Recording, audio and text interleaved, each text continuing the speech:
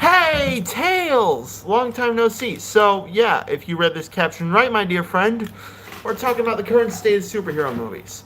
Hello, everybody! My name is Player Negative, and today we are going to be talking about the current state of Marvel and DC. So, if you've been around for a while, it's no secret, it's no big deal that Marvel and DC are kind of in this weird, iffy place between both rebuilding themselves, but also shooting themselves in the foot.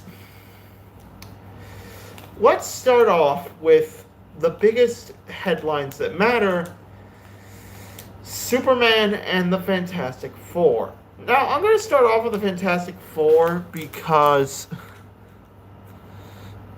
6.7, what does that mean? Sorry, I'm just looking at the chat. Okay. Four. Mace. Back. Are you looking at the Rotten Tomatoes score right now in this chat? Buddy, I'm talking about more than just the numbers here. There's more important things than just the scores. But, alright, you do you. Anyways, the reason why Fantastic... What?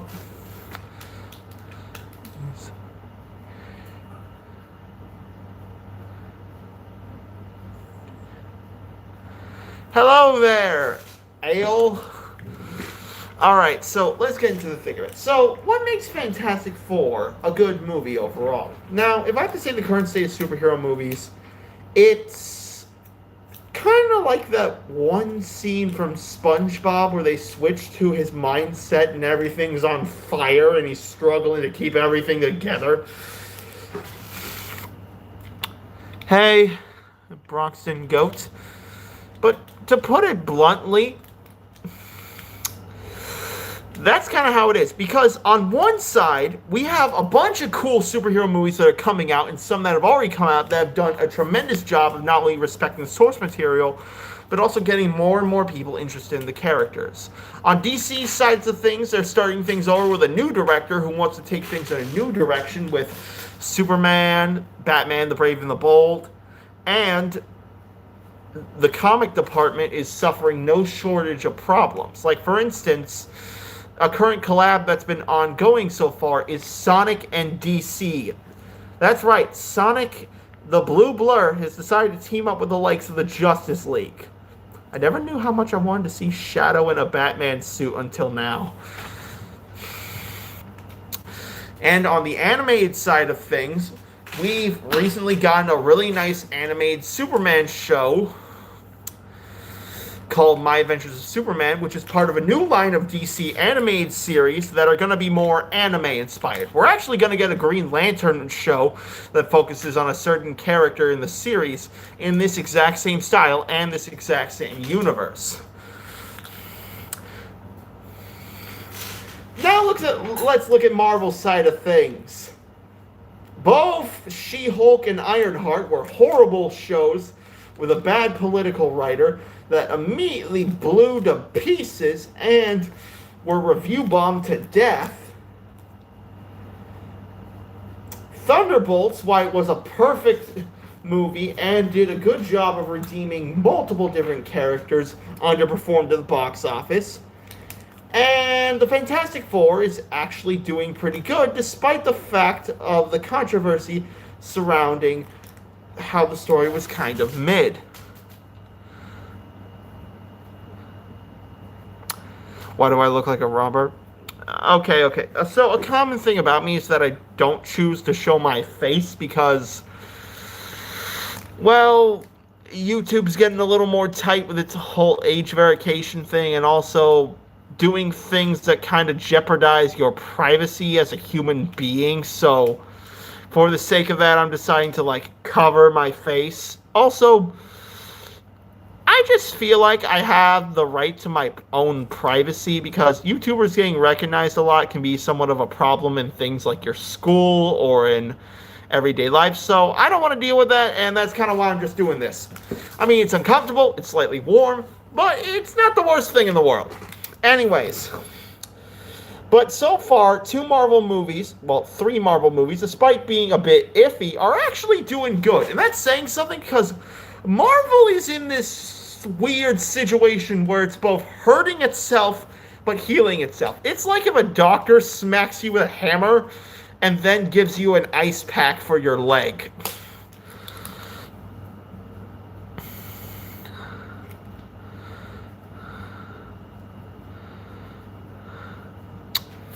And I think that there's been a few issues with certain movies and like the whole thing, but so far I really think that these movies are going to turn around. Anyways, enough talk. Let's get into the two movies that matter the most and are the biggest talking point for the superhero genre. James Gunn's Superman and Fantastic Four First Steps. First, I'm going to talk about I'm going to talk about Superman first because DC already has a load stack of history behind it, and Superman's just getting his footing, so I feel like it's fair I start with that one. Let's start off with the obvious elephant in the room, how the story is being written. You see, a lot of Snyder fans, and that's what we like to call these people, Snyder fans, people who can't let go of the Jack Snyder version of Superman, feel like this movie is a lot trash and loves to reject it, say it's too woke or annoying, but the reality is, this movie isn't half bad. Yeah, there are some things I genuinely wish they did better, but it's actually not that half bad. While it does take a little bit of time to get its feet, it eventually creates moments that feel very hopeful and stick with the character. From cool dynamic camera movements that feel like you're flying with Superman, to simple funny theatrical moments. Now, if I was in charge, I wouldn't change much, but I would probably do a few things differently. Like, number one, give Metamorpho his Brooklyn accent, because in the comics and in other versions of the character, he had a Brooklyn accent, and I feel like that's something that should have been done. Just saying. So, as much as I would like to do my general shtick of explaining the entire plot to you, this is a stream, and I know a lot of you probably don't have the time for that. Am I right? I do not know where Cosmo is. Tails, I do not.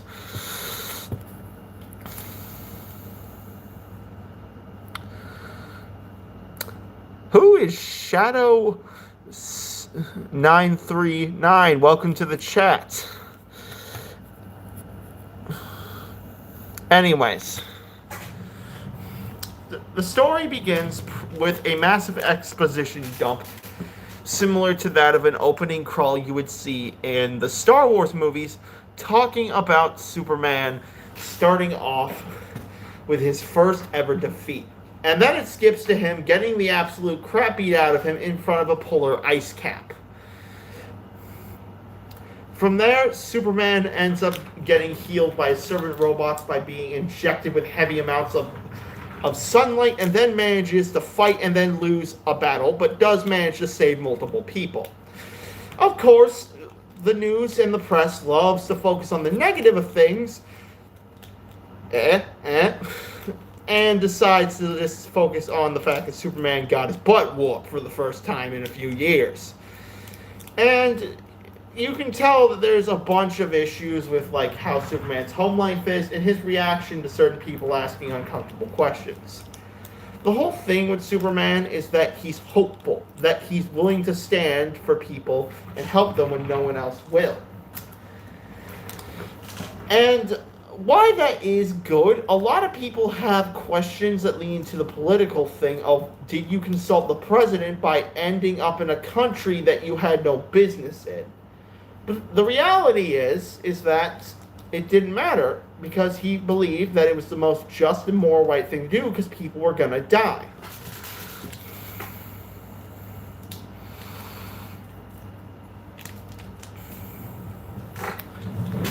Why are you singing that one Mexican song that Weird Al sung in his Polka collab?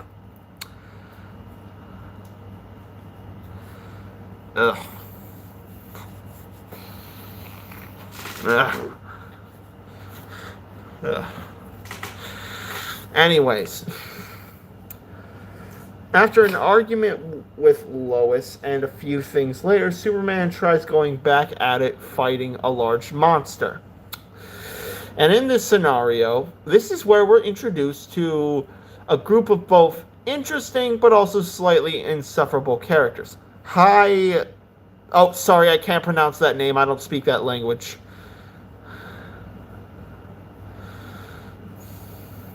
Anyways, this is where we have to introduce the Justice Gang. And I say the Justice Gang and not the Justice League because it's not run by Batman or Superman. It's run by one of the most annoying yet likable DC characters, Guy Gardner. If you do not know who Guy Gardner is, he's one of the very few humans in the Green Lantern Corps, an intergalactic police force that's dedicated to protecting the universe. And it just so happens that the Justice Gang is run by one of the most annoying versions of these lanterns. Guy Gardner is cocky, and instead of trying to assess the situation on how they could deal with things humanely, him and the rest of the Justice Gang immediately head for the most brutal course of action and kill the monster. Superman is a little bit deterred by this because he wanted to believe there was a way to deal with it humanely, but what does Guy Gardner do? He looks to him and says, "Don't be a wuss, Soups." That's just how he is. That's how he is. And this is which kind of makes sense because, well, that's like his main defining character trait. He's a jerk.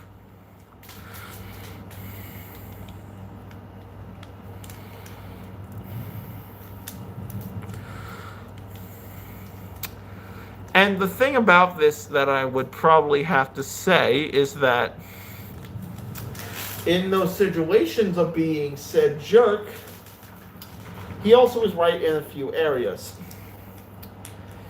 But little did we know, fighting this giant monster was actually just a distraction, so Lex and his group of metahumans for a government weapon he wants to call Planet Watch, that is a group of superpowered beings who are specifically trained to kill Superman, are taken into action. But the military won't take any action until they figure out that Superman has some sort of incriminating intent.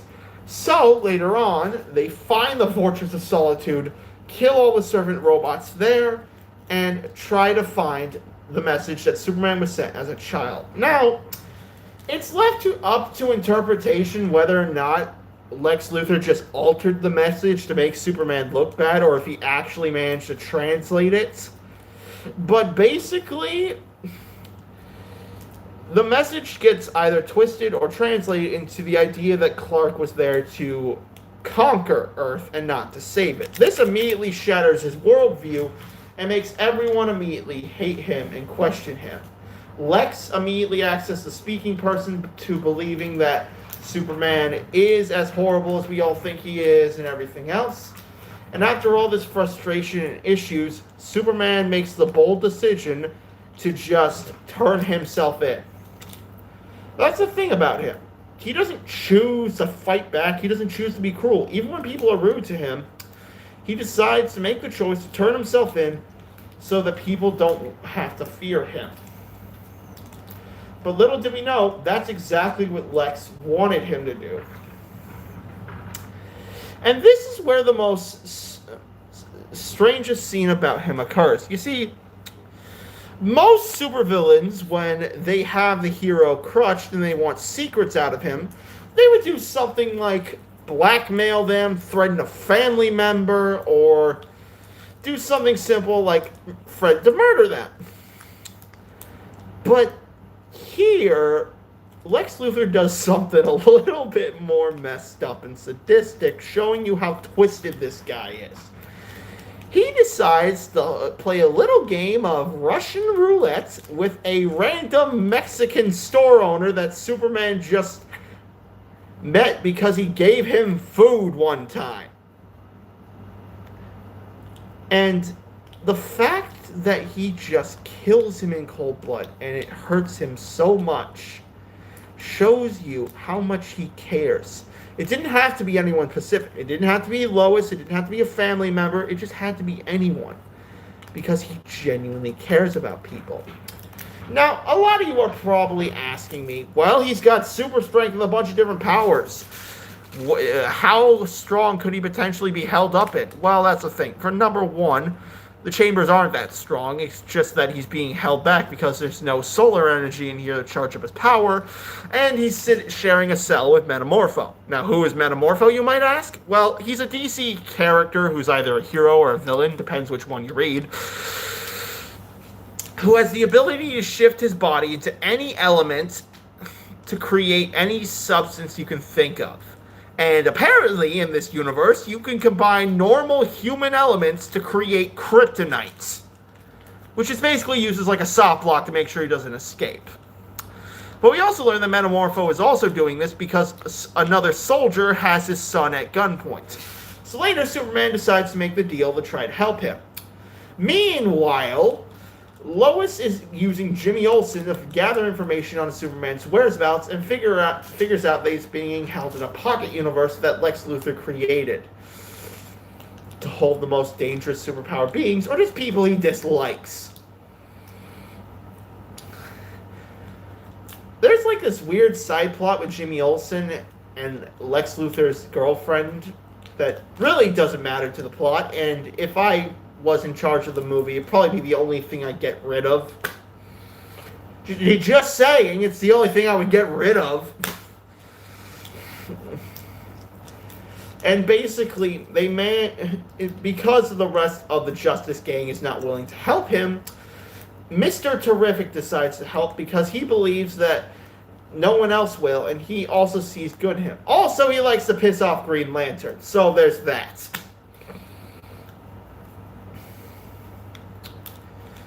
But in that scenario, Mr. Terrific tries to find Superman, and with help from him, Lois Lane, and Krypto, they manage to find Superman and Metamorpho and escape while the portal to the Pocket Universe collapses in on itself and slowly causes a crack and decay that will lead to the city. But that's not important right now. What's important now is that Superman is willing to stand up to Lex and fight back against the forces that are trying to kill him. And in one scenario, he later learns that one of the members of Planet Watch, Ultraman, not to be confused with a cool anime guy who puts his hands like this, the other Ultraman, is actually a clone of Superman that Lex has been using to control and fight his battles for him. And in this scenario, we see Lex completely bash Superman by using him. But then, Superman manages to get the jump on him by destroying the cameras that are allowing or letting Ultraman hear the strategies and plans that Superman is being tackled with, until he can't do anything and he gets sucked into the portal. Around this exact same time, that random country I was talking about earlier is declaring war on a country that is basically suffering horribly with a lack of food, resources, or literally anything. And the two want to count on Superman. Now, if you probably saw the scene in the trailers where a bunch of kids were holding a flag having hope that Superman would save them. And I did want to see Superman just come up there and fight them off. But in this scenario, It was actually showing a scene where Superman inspired the Justice Gang to actually lend a hand and fight in the war, even though it was something they didn't want to bother with. And Guy Gardner even comes around. But the way he does it is very snarky, where he goes, Superman couldn't make it, so you got an upgrade, kid. And Metamorpho, after the fight, manages to join the Justice Gang. Not because his skill or power, even though he is kind of impressive with how broken his powers can be, but also because he's the only one who appreciates Guy Gardner's naming conventions. Now, this is all surface level stuff, and the movie does have some satisfying endings in there, but that's all I'm going to give you. The story's good, the camera, cinematography's good, the writing's good. Just watch it for yourself and you'll understand. The overall plot's a little basic, but the characters, they're written well. I'm just going to say that. Then there's Fantastic Four First Steps. Now, the difference between Superman and Fantastic Four is that instead of having it be the character's year one, his first roundabout in the story, it actually takes place 4 years after the Fantastic Four hero work started, and they're already been doing a good job. It shows how competent they are. It shows them actually saving people, something I wanted to see more of Superman doing. And it actually started out pretty well with the characters and showing us what all the Fantastic Four characters are about. It also respected its source material by giving the Thing a more comic accurate look compared to all of the older movies. It was willing to be colorful, and because they wanted to keep it out of the dumpster fire that is the MCU, they put it in a completely different Earth, where it would be disconnected from all of that. Alright, so the overall plot is very simple, involving Galactus. Galactus is coming to mark the Earth for death because he's looking for another planet to consume. But later on, stumbles upon Franklin Richards, the son of Richard Reed and Susan Storm. Now, for those of you who don't read comics, Franklin Reed is one of the most powerful characters in the MCU. Yeah, he basically rivals that of Thanos, and he's only an infant. So Galactus tries to make a deal with them that if they gave up their kid and let him consume him, because of the energy he has in his body, could potentially quench his thirst for blood or a planet to sustain himself. But they, of course, deny it, and they head back to Earth, trying to come up with a plan to kill or stop Galactus. Now, everyone else on Earth is immediately stressed out by this because they believe, okay, you could have chose to save us all anytime you want, but you're choosing not to. We're all gonna die, and you're not gonna do anything. It's their thought process, but later on, the Fantastic Four try to reason with it and come up with a different plan. Richard Reed comes up with a plan to try to teleport the Earth away from Galactus and his current position, or figure out a way to create teleporters so they could constantly move away from Galactus without him trying to capture them or attack them. And the movie shows a course of time skipping years and years of them talking to people in what could be their final moments, all working together, trying to fix and stand to build hundreds of teleporters that could potentially save everyone. Meanwhile, Johnny is decoding a language that was first heard by the Silver Surfer. Now, I know a lot of you probably hate the concept of the Silver Surfer being a woman, because you're tired of certain companies choosing to gender or race swap certain characters. But actually, because this takes place in an alternate universe different from the MCU, and is its own separate story, there's actually no reason to fret over this. And plus, in reality, they're going to make another version of the Silver Surfer for probably Avengers, Secret Wars, or Doomsday, which is probably going to be the biggest selling point, because that's going to be the one way the MCU is going to fix itself. You see, Secret Wars is basically the DC or Marvel equivalent of Crisis on Infinite Earths. And it was the first time Marvel had like a whole secret reset button for everything. So rather than rebooting the MCU, what they're going to do is give it a soft reboot where some things will be chucked in the garbage for all eternity where it belongs, and other things will stay. And I can appreciate that. Because there are some good things in the MCU that are new that have come about, like the Thunderbolts. I like the Thunderbolts. They're cool. They're funny. But She-Hulk, Ironheart, Kang, they gotta go the crap out of there. I'm just gonna say that. They have no business here. They got no business here. Go away. Alright. But, yeah. I mean, it's not the biggest brief summary I wanted to give on it, but I feel like I just want to talk about it for the sake of talking about it. Superhero movies, in my honest opinion, there are some that are good in recent years and some that are bad. They're just not, in my opinion, the issue is, what's happening here is they're not the main focus anymore. People are not focusing on them, which comes with pros and cons. Pros, because they're not the main focus, not every general population is having great expectations for them that they're going to be crushed under the weight of, which allows more creative stories and movies to be made with a good amount of time to prepare, write, and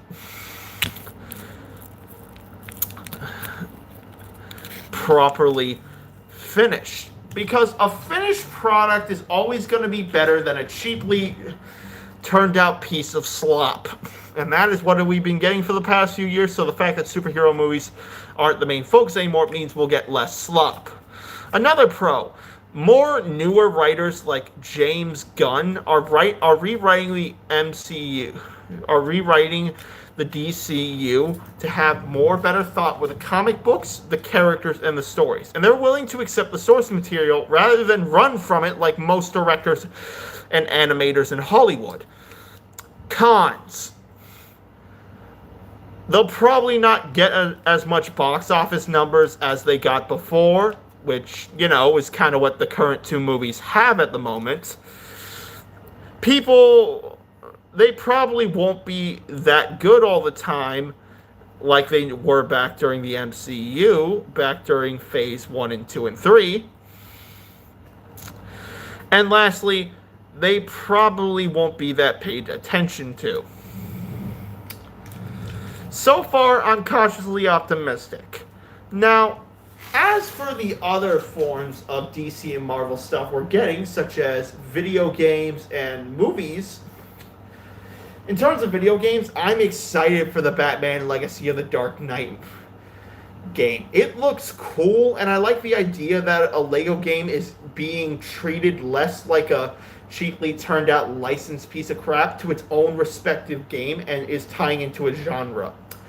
Like, I like the idea that we're going to get to customize our own Batcave, and we're going to go through Batman's origins and his story.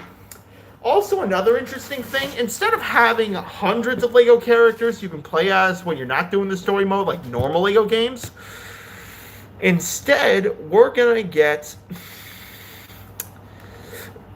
a set of 5 or 7 characters with hundreds of skins, similar to Spider-Man, and they'll all have special abilities or tools.